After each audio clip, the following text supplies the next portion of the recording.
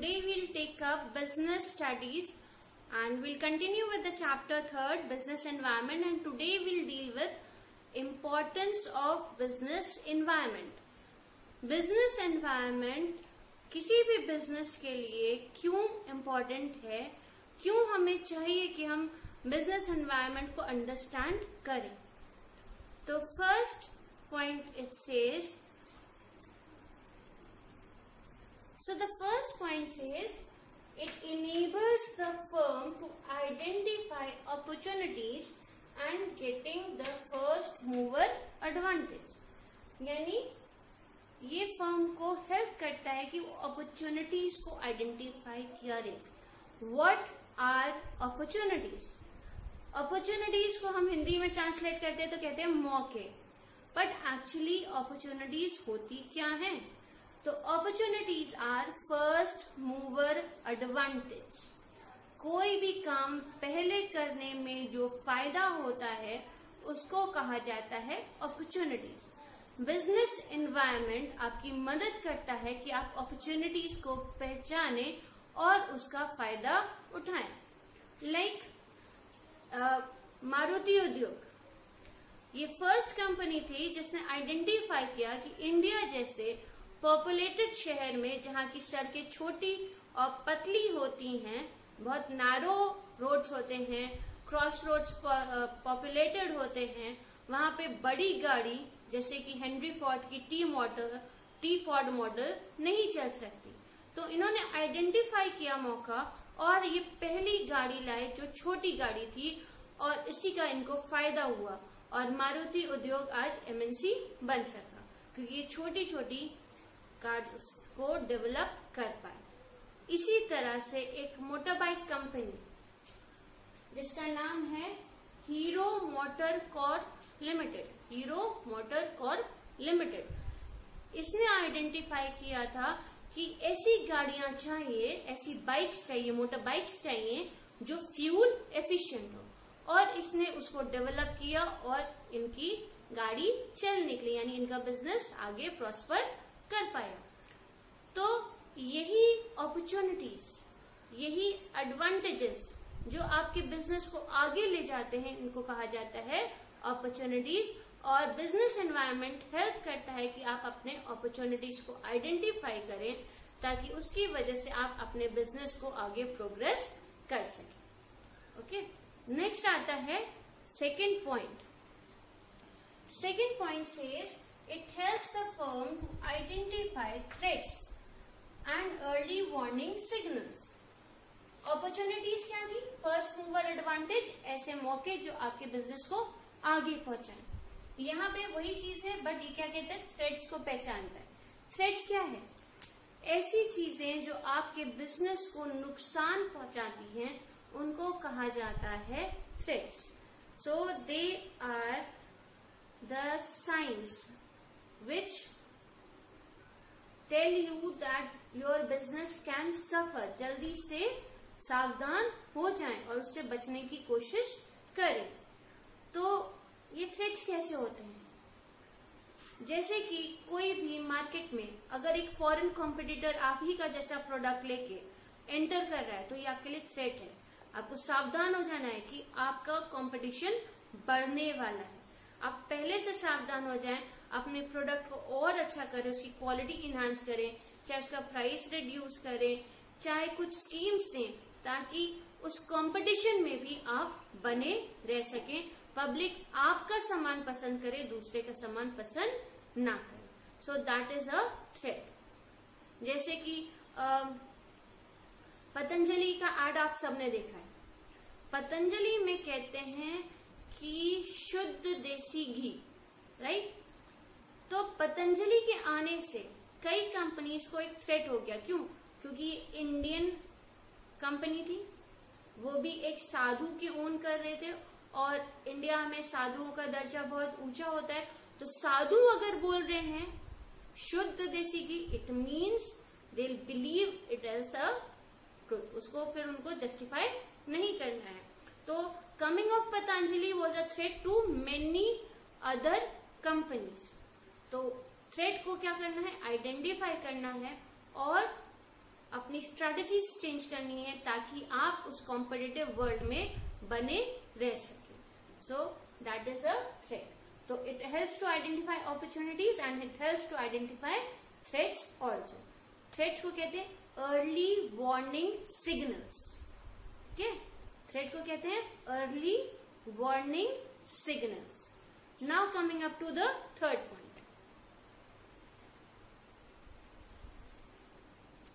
Third comes, it helps in tapping useful resources. हर business को कुछ रिसोर्सेस चाहिए. तो टैपिंग यूजफुल रिसोर्सेस क्यों? हर बिजनेस को जब काम करना होता है तो उसकी कुछ रिक्वायरमेंट्स होते हैं जिनको हम कहते हैं इनपुट्स. इनपुट्स कैसे? तो जैसे रॉ मटेरियल हो गया, वर्कर्स हो गए, दैट इज ह्यूमन लेबर हो गया, इलेक्ट्रिसिटी हो गई, वाटर हो गई, ये क्या है? इनपुट्स. बिजनेस क्या करता है? इन इनपुट्स को लेता है और इसको क्या करता है? कन्वर्ट कर देता है इनटू आउटपुट्स. और कैसे आउटपुट्स? तो डिजायरेबल आउटपुट्स. डिजायरेबल किसके डिजायरेबल?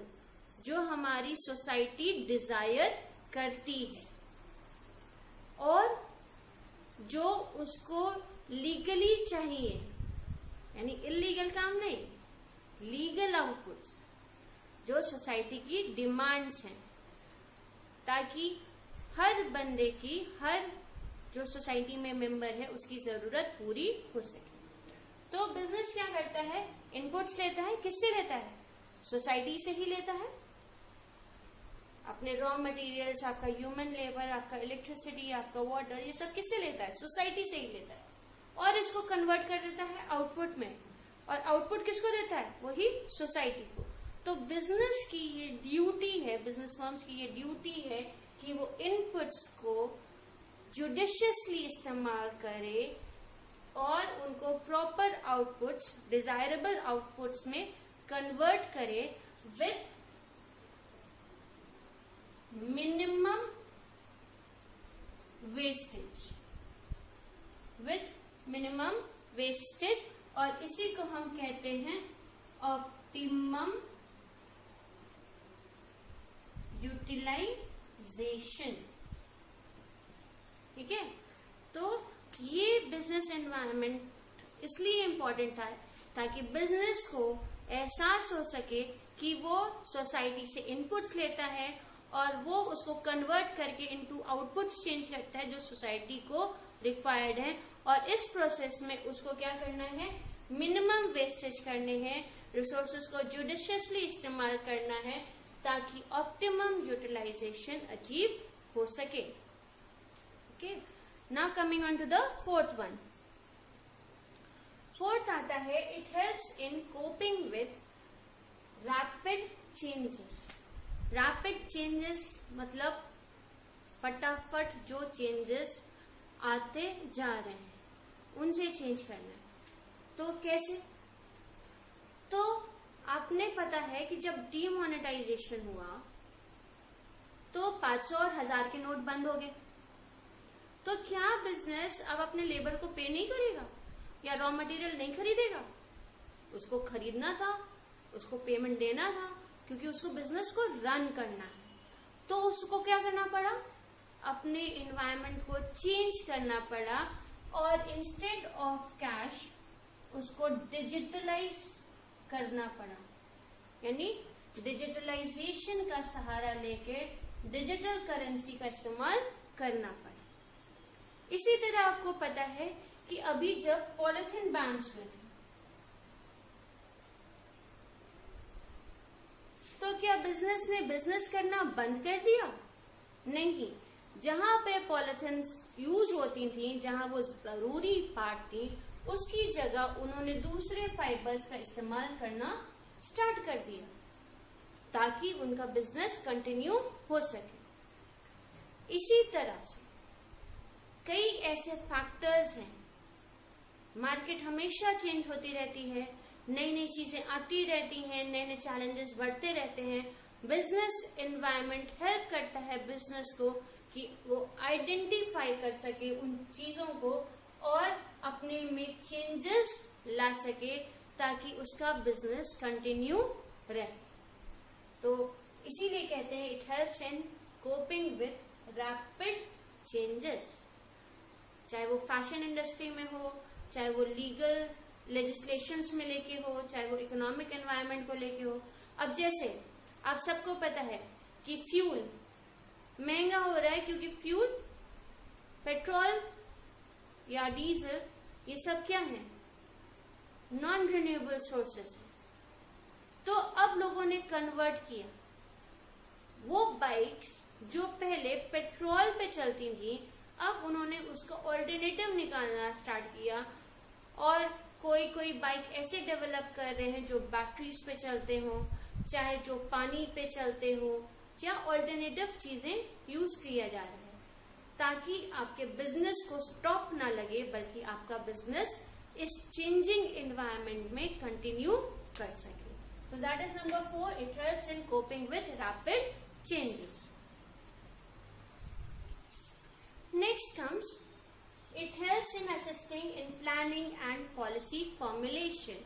So प्लानिंग करने में, पॉलिसीज बनाने में बिजनेस एनवायरनमेंट हेल्प करता है। अब आता है प्लानिंग क्या होती है। तो planning is thinking in advance what you have to do in future. आज सोचना है किसके लिए, कल के लिए। और नेक्स्ट चैप्टर हमारा प्लानिंग होगा जिसमें हम लोग और डिटेल पढ़ेंगे। तो प्लानिंग क्या कहता है, it bridges the gap between where you are and where you want to be. यानी अगर आप इस पहाड़ पे खड़े हैं तो वो आपको और ऊंची पहाड़ पे पहुंचने में मदद करता है। तो this is what is planning. ये आपका प्रेजेंट है, ये आपका फ्यूचर। ठीक, so planning bridges the gap between where you are and where you want to B.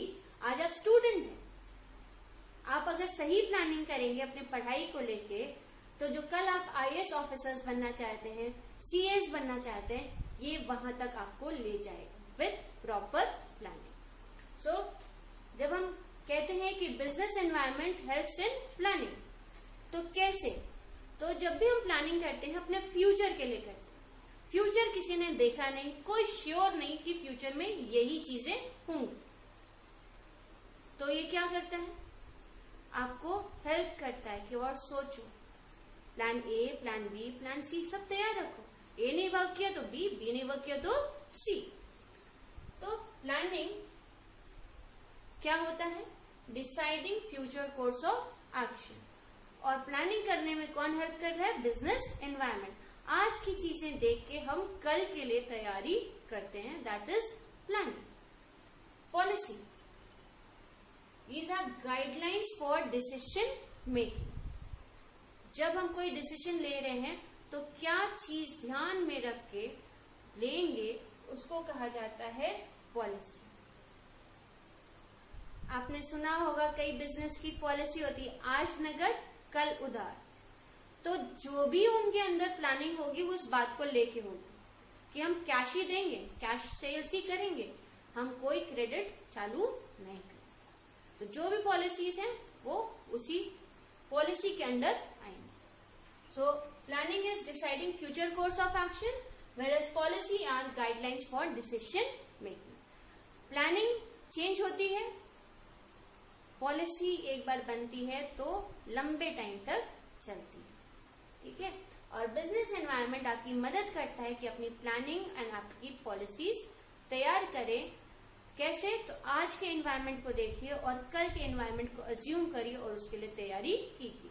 जैसे आज तक किसी ने कोविड को लेकर तैयारी नहीं की थी, लेकिन आज के बिजनेसमैन, आज के लोग अब जान गए हैं कि इस तरह की भी चीजें हो सकती हैं।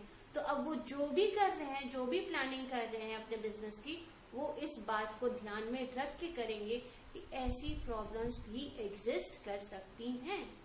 तो that is, it helps in assisting in planning and policy formulations. Okay, next आता है, ये लास्ट है point of importance, it helps in improving performance. क्यों परफॉर्मेंस इंप्रूव होगी? क्योंकि आपके बिजनेस एनवायरनमेंट ने आपको सारी चीजें दिखा दी, अपॉर्चुनिटीज दिखा दिए, चैलेंजेस दिखा दिए यानी थ्रेट्स दिखा दिए, आपको रिसोर्सेज बता दिए इतने हैं, उनको इस्तेमाल करना सिखा दिया। तो सारी चीजें जब आपको सिखा दी और आप उनसे सीख गए तो आपकी परफॉर्मेंस जो है वो इम्प्रूव करती है। तो लास्ट आता है, it helps in improving performance. अगर आपने दंगल देखी है, आमिर खान की दंगल, उसकी बेटी जब फाइनली आमिर खान की बात मानने लगती है और वो कॉम्पिटिटर से लड़ने लगती है, तो आमिर खान उसके लिए सीडीज डाउनलोड करवाता है पुरानी फाइट्स की, कि कहाँ उसने गलतियां की। क्यों गलतियां दिखाता है?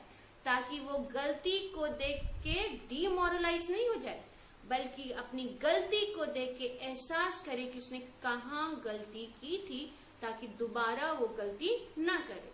साथ साथ वो उसके कॉम्पिटिटर्स की सीढ़ी भी दिखाता है, ताकि उसको पता चल सके कि उसके कॉम्पिटिटर का स्ट्रॉन्ग पॉइंट और वीक पॉइंट क्या है, ताकि उसके अकॉर्डिंगली वो उससे फाइट कर सके।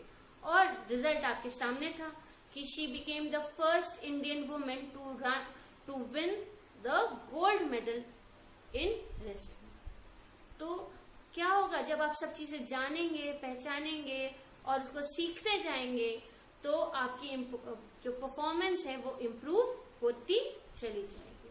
सो बिजनेस एनवायरनमेंट क्या करता है कि कंपनीज को, बिजनेस को आइडेंटिफाई करवाता है, उसकी अपॉर्चुनिटीज, उसके थ्रेट्स, उसके रिसोर्सेज और टर्बुलेंट चेंजेस, और सब क्यों कराता है? ताकि उसकी परफॉर्मेंस जो है वो बढ़ सके। तो प्यारे बच्चों, ये बिजनेस एनवायरनमेंट बिजनेस को इफेक्ट करता है, लेकिन आज आपसे एक बात कहनी है कि ये जो दुनिया की चीजें हैं ये हमको इफेक्ट करती हैं। हर पर्सन को कई चीजें सराउंड करती हैं, कुछ अपॉर्चुनिटीज होती हैं, कुछ थ्रेट्स होती हैं, और उसके अकॉर्डिंग हमको अपने आप को चेंज करते रहना पड़ता है। और हर चेंज में कहीं ना कहीं कोई डिप्रेशन में जाता है। तो प्यारे बच्चों, डिप्रेशन में जाने की जरूरत नहीं। जो भी प्रॉब्लम्स हैं अपने पेरेंट्स से शेयर करें, अपने टीचर्स से, अपने फ्रेंड्स से शेयर करें, और हमेशा याद रखें कि लाइफ इज वेरी इम्पोर्टेंट। ये लाइफ आपको मिली है जीने के लिए, अपने लिए नहीं, दूसरों के लिए जीने के लिए। इस लाइफ को यूं ही वेस्ट ना करें और कोई भी गलत कदम ना उठाएं। कोई बात नहीं, प्रॉब्लम्स हैं, सलूशन नहीं दिख रहा, कोई बात नहीं, आज नहीं तो कहीं कल सलूशन मिल जाएगा। बात करें, सलूशन मिलेगा, लेकिन हिम्मत ना हारें। और ये लाइफ आपके पेरेंट्स की है, आपके वेल विशर्स की है, आप उसको इसी तरह से वेस्ट ना करें। Please and please don't quit life, से यस टू लाइफ, और लाइफ को जिएं, सीखें, आगे बढ़ें, दूसरे की मदद करें, कभी भी निराश ना हो। कितना भी घना अंधेरा क्यों ना हो, सूर्य की किरण होगी जरूर, ये याद रखिए। कोई फर्क नहीं पड़ता अगर आपका लॉकडाउन है, आप क्लास नहीं कर पा रहे, आप समझ नहीं पा रहे, एक ना एक दिन सब चीज ठीक होगा और तब आप सीख सकेंगे।